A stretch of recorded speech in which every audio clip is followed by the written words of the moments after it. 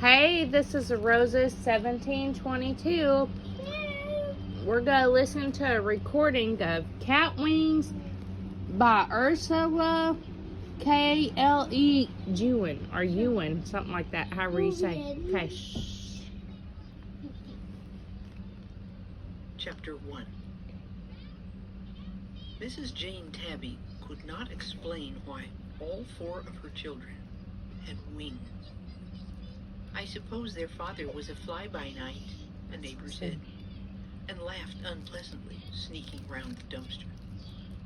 "Maybe they have wings because I dreamed, before they were born, that I could fly away from this neighborhood," said Mrs. Jane Tabby. "Thelma, your face is dirty. Wash it. Roger, stop hitting James. Harriet, when you purr, you should close your eyes part way and knead me with your front paws. Yes, that's the way. How is the milk this morning, children?"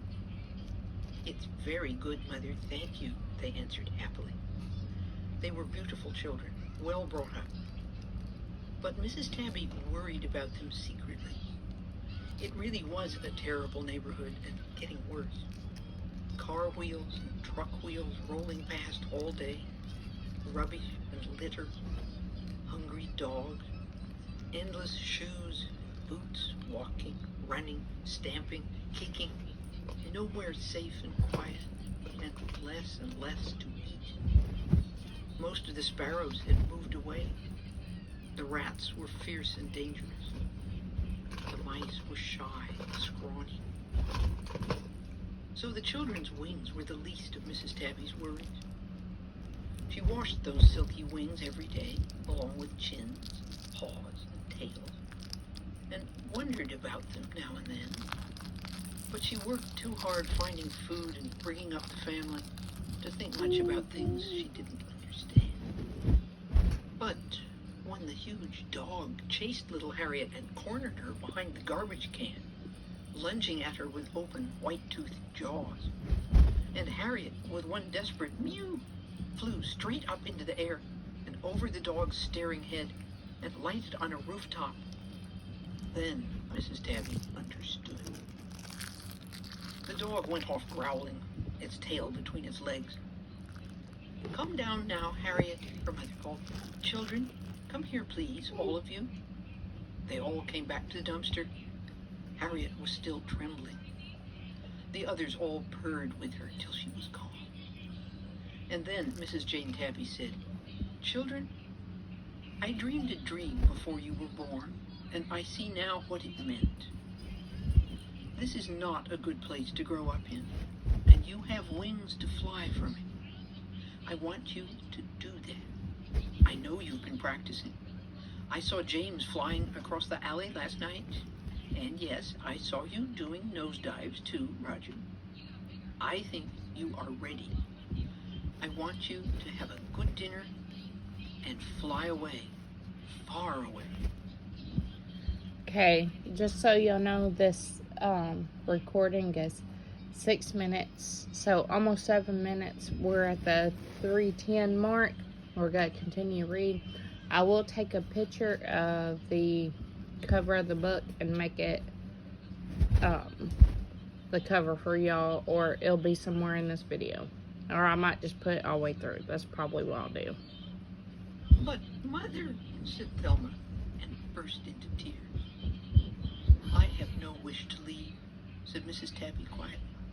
"My work is here. Mr. Tom Jones proposed to me last night, and I intend to accept him. I don't want you children underfoot." All the children wept, but they knew that that is the way it must be in cat family. Oh, one more thing, and this is a suggested reading list from kindergarten through 2nd grade.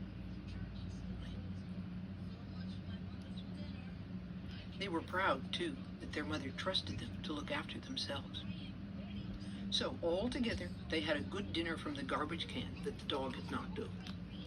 Then Thelma, Roger, James, and Harriet purred goodbye to their dear mother, and one after another they spread their wings and flew up over the alley, over the roofs, away. Mrs. Jane Tabby watched them. Her heart was full of fear and pride. "They are remarkable children, Jane," said Mr. Tom Jones in his soft, deep voice. "Ours will be remarkable too, Tom," said Mrs. Tabby.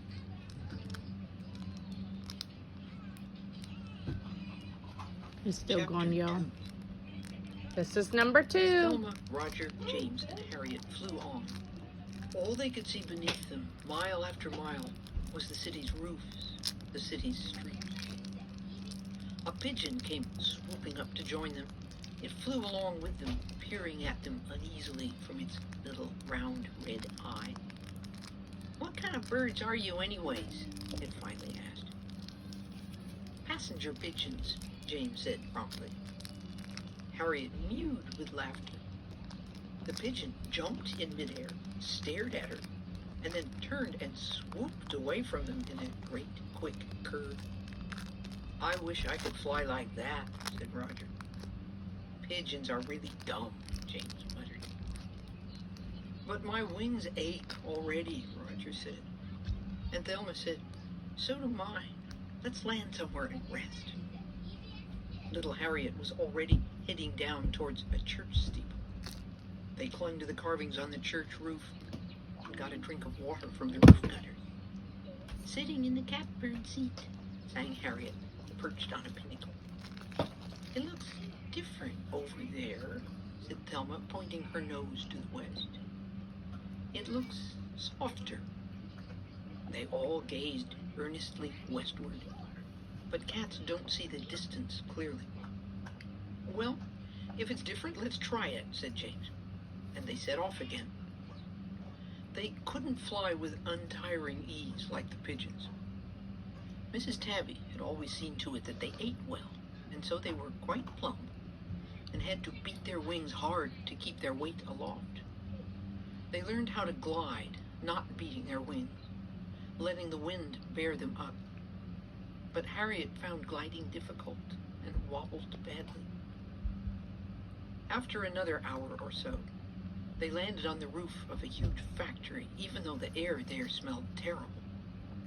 And there they slept for a while in a weary, furry heap.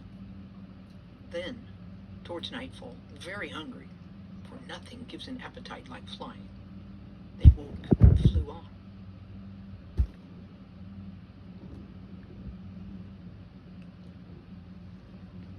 Thank you for reading with us. Again, I'll take a picture of it.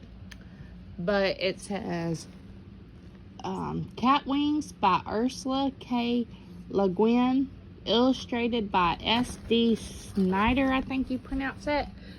We appreciate you for listening, and we hope you'll have a wonderful day. Thank you. Be sure to like, share, and subscribe for more randomness. You never know what you'll see.